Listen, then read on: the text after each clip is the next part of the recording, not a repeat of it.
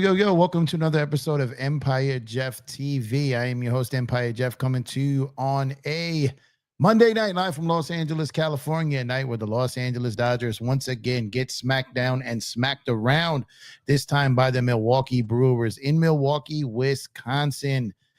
9-1, y'all. 9-1 as the Dodgers continue to struggle, continue to have their issues offensively. And that aside, the one, the only, Yoshinobu Yamamoto was pretty much horrific tonight.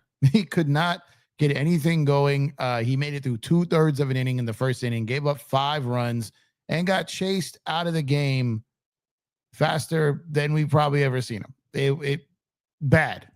Very, very bad. And the bats didn't wake up. They napped all 4th of July weekend against the Astros.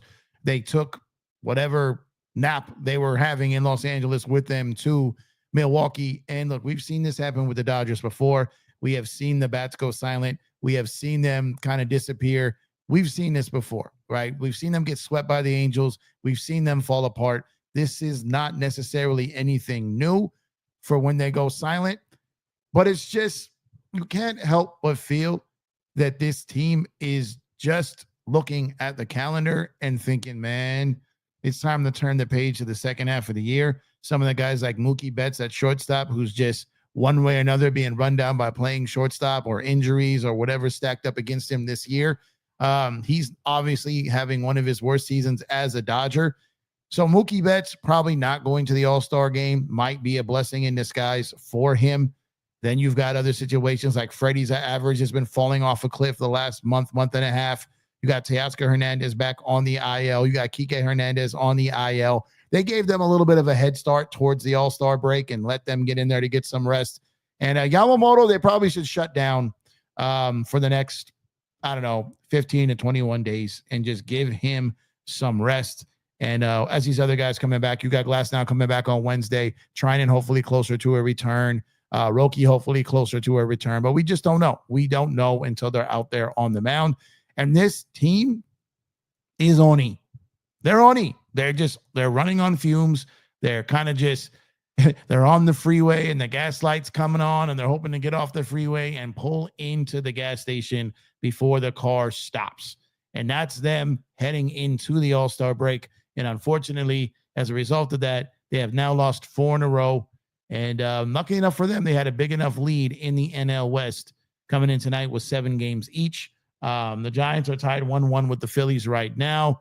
So they have the cushion. They have the cushion to go through this little rut to get through the All-Star break and kind of come out of that refreshed and seeing what they do at the trade deadline, because they absolutely have to do something. This team, these arms are over-leveraged. The bats have too much pressure on them, and they just can't afford even a 2-3 run game. They're most likely going to lose, and that's an unrealistic expectation to put on an offense. And when you don't have the trust of your arms, especially Yamamoto, probably the last like 5 weeks, just hasn't been what he was to start the season. And it's probably because he's been the money guy that we've had to throw out there time and time again. And for the first good portion of the season, he was getting next to no run support. And when you got the guy who's supposed to be your ace, this reminded me of like Greinke back in the early, like mid-teens, the 2000s here, like 2013, 14, whatever it may be, right? And watching him go out there and just shove and get no run support.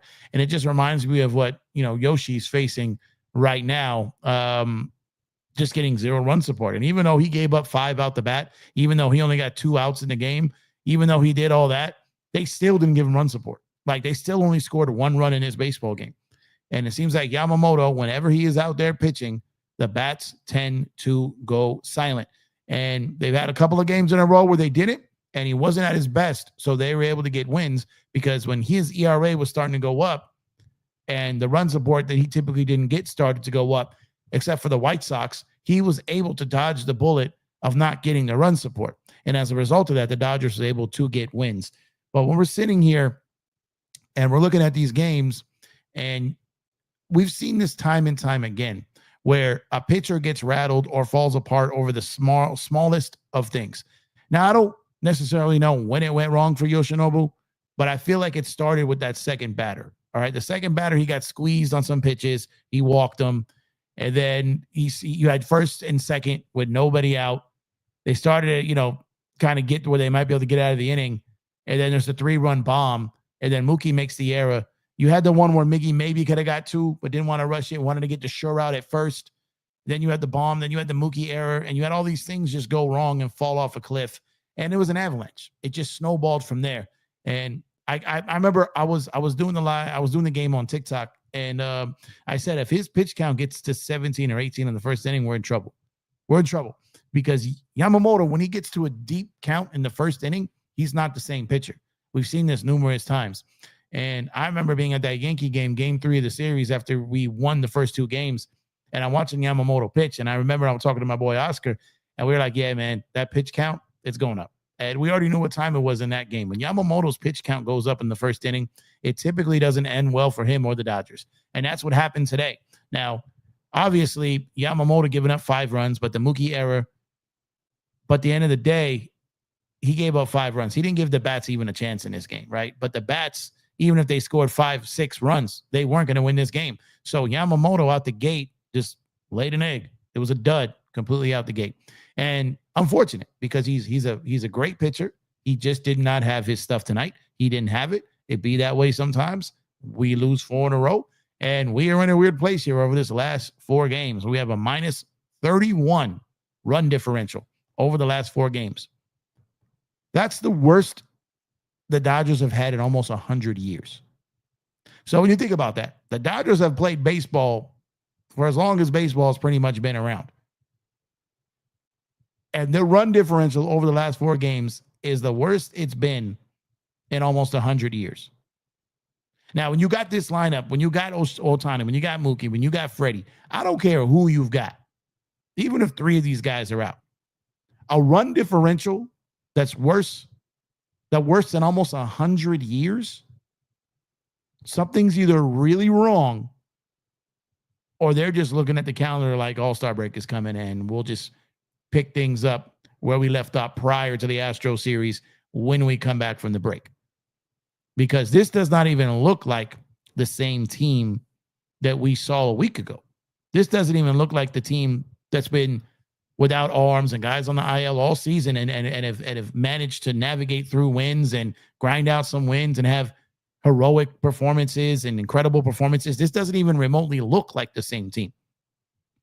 So as a result of that, we're kind of sitting here and it's like, okay, what do you do when a ship is sinking this fast? And the reality is the only way to get back on your course is to get in another boat. And for me, that other boat is post All-Star break. Now, I hate that it's come to that. I hate that we have to even talk about that because this team should not allow that to happen. But if they're running on E, they're running on E. And this takes us back to the World Series when Dave was in Game 5 at Yankee Stadium. And he was like, look, if we don't get this game, I don't know what I got left in Game 6 and 7. So he's seen this team when they were out of gas before. He's seen them when they've been running on E. He's seen them when they were pretty much done. And he's like, look, we got to get through this portion. I'm emptying everything because I don't know if we have enough in Game 6 or 7. Now, does this mean that he's going to really try to step up and close out this first half strong in the next 5 games? Or do we see a traditional Dodgers punt situation? They didn't punt the game today. They just got waxed. They just got waxed. Like Yamamoto didn't have it. He didn't have it. They got waxed. And you got Glass now Wednesday. Don't know what to expect from that. And then you got the Giants series. You do have a day off prior to the Giants series, which is good news. We do finally get a day off. The team finally gets a break. But they haven't really, they've just been running through it. And until some of these guys, like I said, Teo, Mookie, and obviously Freddie's going to be there, Shohei's going to be there, Yamamoto's going to be there, Smith is going to be there. I don't think Yamamoto pitches, though. But these other guys who are not going to Atlanta for the All-Star game, they're going to get much-needed rest and some much-needed R&R. And that alone, more than likely, helps them be a little fresh coming out of the gate. But at the end of the day, if they keep going down this path with these arms and running, I think this was the 14th game today. This is an insane stat. This is the 14th game already that the bullpen has gone more than 7 innings. You can't keep doing that. You just can't. You in an emergency situation come playoff time and you're like, look, we only got 10 days left in our season. We emptying everything. We got months to recover. That's totally different than sitting up there and being like, we got a whole half a season to go. That's a whole different scenario. And the Dodgers are finding themselves in that situation right now. Now, you got Glass now, hopefully going to be rested all for the second half of the season. When he comes back, he's going to be solid, hopefully. You got Snell, you got Roki, you got Trinan, you got Gratterall. You got all these guys who've been saved. You know, Henriquez. You got all these guys who you've bought time for. Kopech.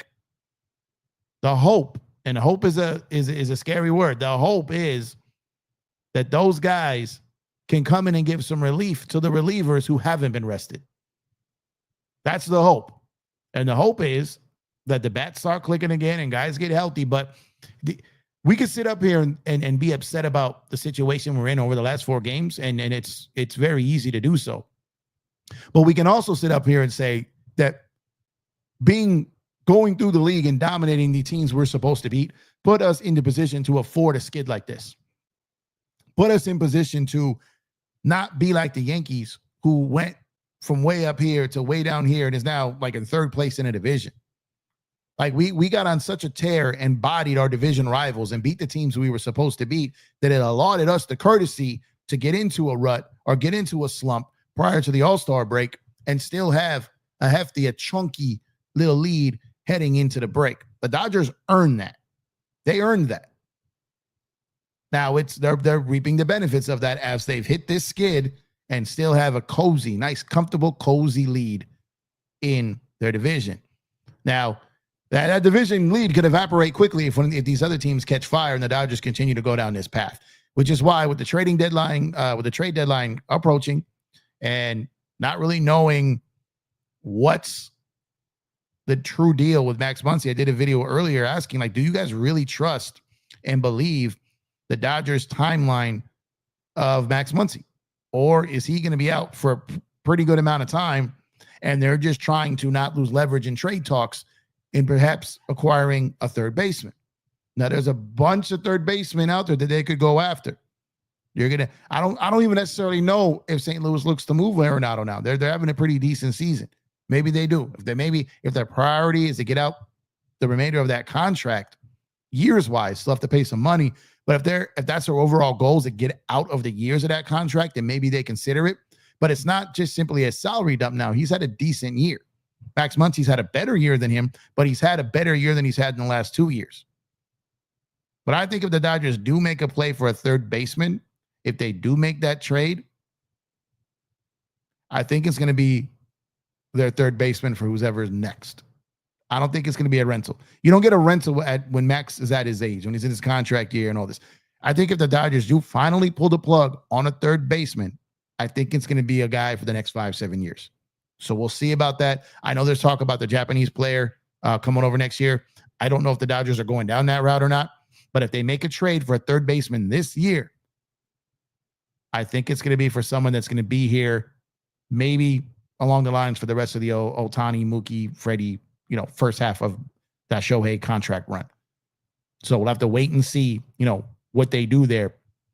But something is telling me this Max timeline isn't lining up. Something's telling me it isn't lining up. And the Dodgers have never been very transparent in their injury assessments and letting us know what the real deal is or when guys will be back. Like, they've never been straight up with that. So if they're kind of misleading us here with that, that would kind of be on par with that. And maybe they just don't know. Maybe he is. The Lakers are notoriously known for will be reevaluated in. We'll revisit this in. So maybe the Dodgers talking about Max will be out 6 weeks. Maybe that's just their version of we'll reevaluate him in 6 weeks. Max Muncy could be out months for the rest of the year. 6 weeks, I don't know, man. I don't know. Maybe he is. Maybe he's got some Wolverine in him. I don't know. But for me, I feel it's going to be very difficult for him to make it back in 6 weeks after what we all saw. After what we all saw, 6 weeks, that's some Wolverine stuff, man. And he's not young. That's no spring chicken over there. So keep your eye on the Dodgers and a third baseman. I know they're telling us it's not happening. I know they're telling us it's unlikely, but I'm telling you there's a chance. I'm telling you there's a chance. So the Dodgers very well could make a move for a third baseman. The Dodgers very well could make a move for another pitcher. The Dodgers could very well make a move for another high leverage reliever. The Dodgers could very well make a move for another infielder or outfielder, because this Mookie Betts situation at shortstop at some point is going to come to a head. I know they continue to say that he's going to be playing in October at shortstop. I was telling you guys all through spring training that I was not convinced that Mookie would be the entire year at shortstop. I'm still not. They tried to tell us last year he'd be shortstop and second, and then he got hurt, came back to right field. So we'll see. Depending on who they get. If they get a third baseman and they get an arm or arms, and they're thinking like, look, maybe, and they move Conforto, maybe they don't get another outfielder. Maybe you just put Mookie in right. Maybe you put Teo back to left. And Pages, even though he's not a natural center fielder, maybe he splits center field with Edmund Kim. It's not the most idea from a glove perspective, and he has improved this season defensively, but he's a much better corner outfielder than a center fielder. The arm is great in any position, but he's a way better corner outfielder than he is a center fielder. But the Dodgers may just bite the bullet. Maybe they were like, look, if we have a choice of Mookie at short or Pages in center, maybe we take the risk with Pages in center, and maybe late in games you make a defensive switch. Maybe you get, I don't know what it is. Who's ever just batted, maybe you get Teo or Pages out and get another defensive guy in that outfield. But this is something that the Dodgers are absolutely looking at. This is something they're absolutely having discussions about. But I still think no matter what, this team is repeating. I still think no matter what. But this team, the names on paper are not on the field. So the names on paper that we picked to win a World Series are not on the field. So as a result of that, they may be required and have to go get some other names. And again, I'm not convinced on Muncy's timeline. And if you were going to sit up here and reach in your pocket and take your money and bet that Glasnow, Snell, Roki, Otani, May, Goslin, all these guys, Trinan, all these guys are going to last until October. If you're willing to put your money on that, then cool. But I'm willing to bet that not all those names are going to be available. So you're going to have to get ahead of that. You're going to have to get ready for that. Now, I don't know who these are. I don't know what these names are. I don't know what big name or frontline pitchers are going to become available. We don't know yet. We don't really know who's going to be selling. We don't know who's going to be selling. We don't know who's going to be buying fully yet. The Braves situation is very interesting. The Padres situation is very interesting, but they're not sending us nobody. The Yankees have to be buyers. The Mets probably have to be buyers, right? The Giants will probably be buyers. I think there's a world where the Padres might be sellers. We don't know if the Diamondbacks are buyers or sellers at this point, but they're not trading with us. The Boston Red Sox will be sellers. The Miami Marlins will be sellers. Houston's going to be buyers. Will the Rangers be sellers? Like, these are the things you have to really think about when you start looking at who the Dodgers would be targeting to make a move. And I'm telling you, the team that they've been discussing for years with, they've had multiple discussions on multiple different players for years. Keep your eye on the Guardians. Keep your eye on the Guardians. They can solve a lot of problems for the Dodgers. I'm talking about Class A. I'm talking about Ramirez. Keep your eye on the Guardians. Losers of 10 straight. They're more than likely selling. So keep your eye on them because they potentially could be the team that the Dodgers link up with and finally make a deal with after they've discussed multiple frameworks of multiple deals over the years. I've seen some doozies of some framework of trades that didn't happen, but went further down the line that there was framework of a deal. So these two teams are very comfortable in talking to each other. They're very comfortable at having trade discussions, building out trade packages. Very, very comfortable. And they're on speed dial because they've talked with them several times, just like the Red Sox. So keep your eye on the Guardians because they have pieces that could potentially help the Los Angeles Dodgers get some arms and some bats for the second half of the year. And I think they're going to need it. I think they're definitely going to need it. But I appreciate y'all tuning in. I am Empire Jeff. This is Empire Jeff TV. This is the Los Angeles Dodgers post-game show as the Dodgers once again get absolutely bodied, this time by the Milwaukee Brewers, 9-1, as the Bats, who never were awake in Los Angeles, stayed in Los Angeles. And, this sucks. But this show is brought to you by Fanatics. Make sure to get your MLB, NBA, NFL gear, and more. Make sure to use our link at Fanatics to get special discounts, and your purchase also helps support the channel. We have partnered with the good people at Fanatics, so when you order through them via us, they take care of us because we recommended you. So get the gear you'd get anyway, but do it that way, and we'd appreciate it. You can also become a member to the channel. We got 3 different tiers of membership here. You can also tap that Cash App $ Empire Jeff. And at the very least, make sure to drop a like on the video and subscribe to the channel. We've been on a pretty good run over the last 7 days, trying to keep that going as the subscriber count is continuing to grow. And I was stuck for a bit because I just wasn't really being consistent with the shows. I was busy. And now that I've really tried to commit myself, I'm doing this show. I got a Lakers show at 9 p.m. tonight, right? So I'm doing back-to-back, all right? So I'm recommitting myself, trying to lock it on both these sports. So make sure if MLB, NBA, Lakers, Dodgers, or the whole league, whatever it is your thing, then this is your place. And subscribe to the channel. But let me know what you guys think. What do you guys think of the Dodgers in the second half of the season? What moves would you like to see them make?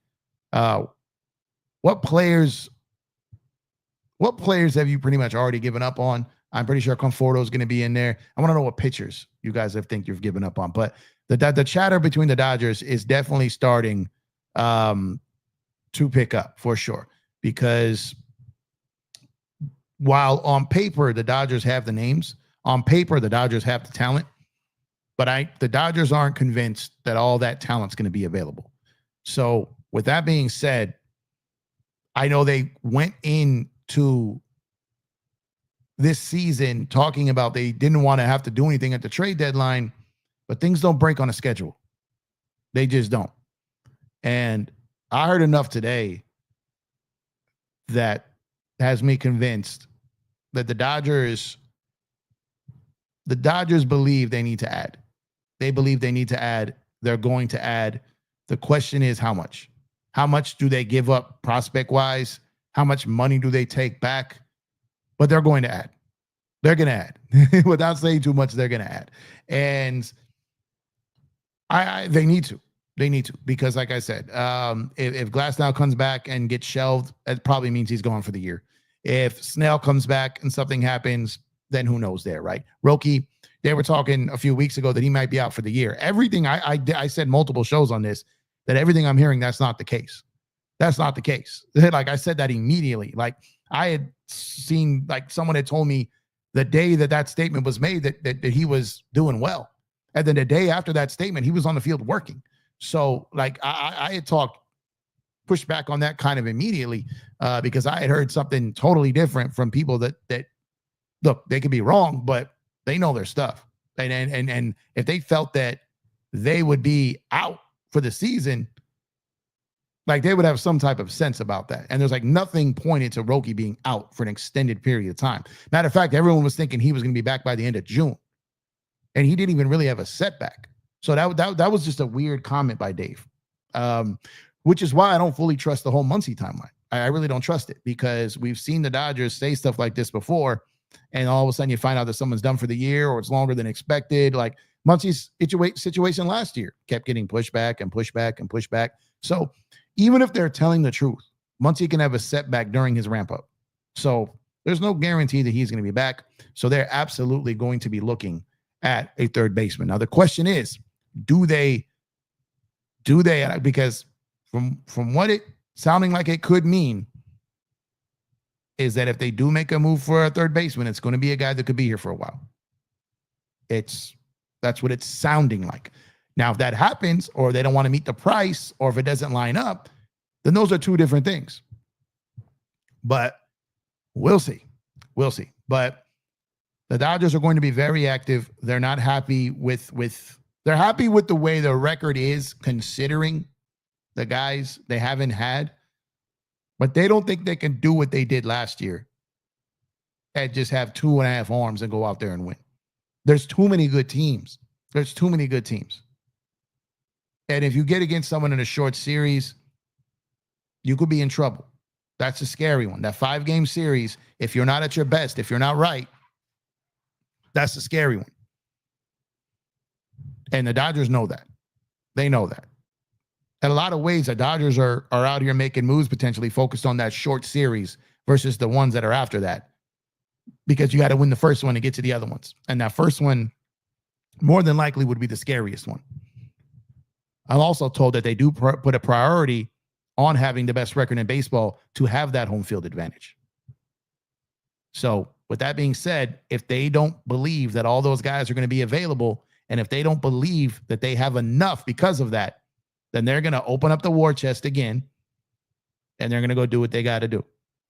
Like, look, let's go spend this money before we got to spend all this money bailing out the Lakers. Let's go do this. Let's go do this. Let's go win another chip. Let's go win the chip in October and have a parade and acquire the Lakers in the same month. And that's what they're focused on. That's exactly what they're focused on. So with that being said, to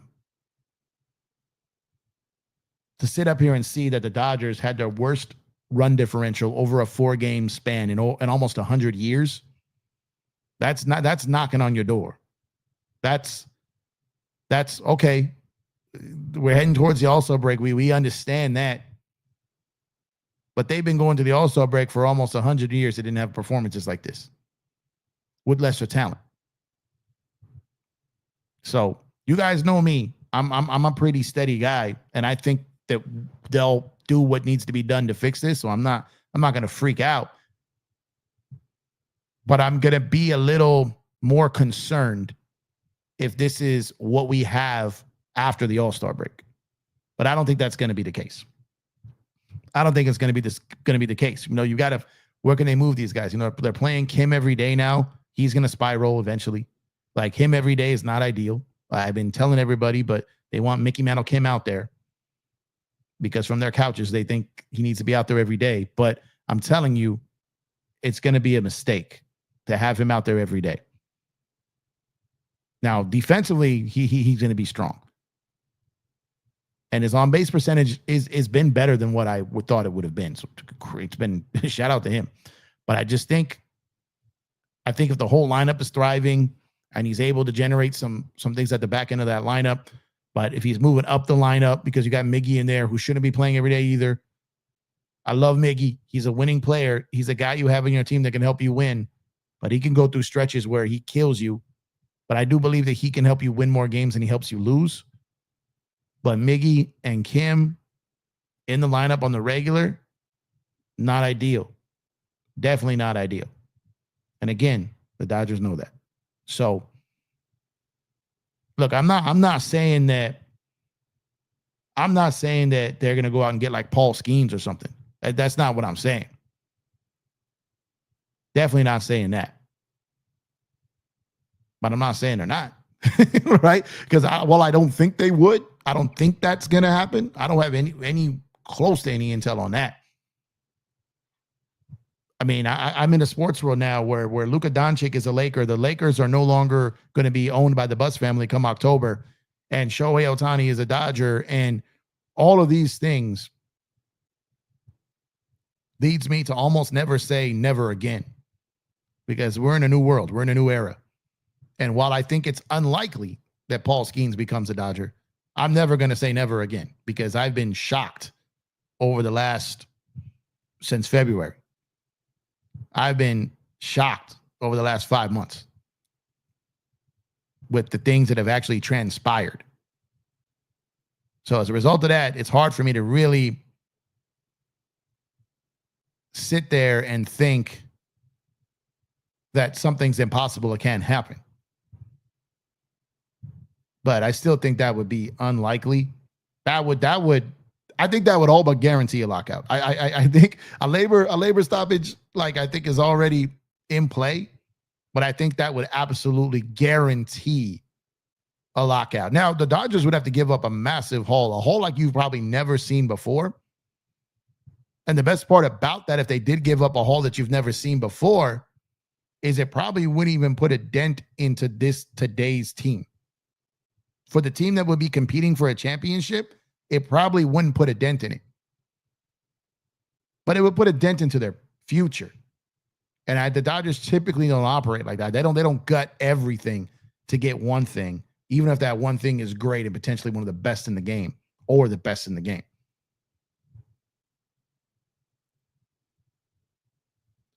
But it'll be interesting to see how it goes. The Dodgers strategy is very different than most teams. That frustrates a lot of fans. I've been there. I've had times where it's frustrated me too, but I've gotten past it because I've just bought into what the organization does. They have a long track record of for the most part, it works. There's going to be times where it doesn't. Injuries or bad decision here or there, right? But the long-term plan, which was them building the foundation for a championship team year in and year out, like, they have that. They won in 20. They won in 2024. So they got 2 chips in that span. They underachieved other years throughout that time, absolutely. But anyone's taken 2 chips in 4 years. Anyone. So there's no one that can get out here and simply say that they underachieved, right? Because they won 2. So baseball is hard, even if you're the best. Baseball is just weird. And the Dodgers might be the weirdest of the weird. And I've come to understand that. And you know what? I'm also privileged because I get to have conversations with people that that can correct me when I start talking crazy or start thinking that I know more than I do. So being able to be humbled by people who do this for a living is a blessing for me, because sometimes when I start thinking out of pocket, I could ask, like, no, that's not how it goes. It's not what it is. Like, oh, cool. I mean, that's still how I feel, but I'm going to listen to those who are inside of it. I'm going to listen to those who really know it, and not assuming, not reading between the lines, not thinking they know everything, because I don't know everything. And these guys don't know everything, but they know more than I do. And it's good to be able to have someone calm me down when I start getting fussy over this stuff, right? And that's why I try to calm people down when they get fussy. But teach his own. The Dodgers need to come out of this funk. They need to score some runs. The arms need to keep people off the bases. They need to score first for the next few games and then hold the lead and just not get embarrassed. Just don't get embarrassed. That's all we ask. Go out there, play hard, perform. You don't got to dominate every game. That's not going to happen. It's not going to happen in Major League Baseball. Just really isn't.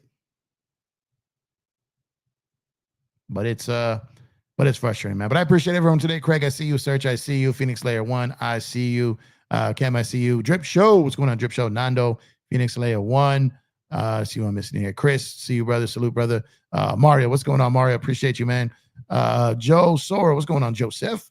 Let's see. Mario again, what's going on, Mario? Legend, what's going on, Legend? What is that? Oscar Vargas, what's going on, man? I'm not going to really get too many of the comments tonight because I got to get up out of here. I got a Lakers show coming up at 9 p.m. I've been trying to do both sports and trying to find the time to do so. So gonna have to cut this one a little shorter than I typically would have. So I appreciate you guys for tuning in. The Dodgers just got to wake up, and it starts tomorrow. So hopefully they get the win tomorrow. Got Glass now Wednesday, day off, then against the Giants. So I'll catch you guys in a little bit. If you guys want to pull up and listen to Laker coverage, I'll be live at 9 p.m.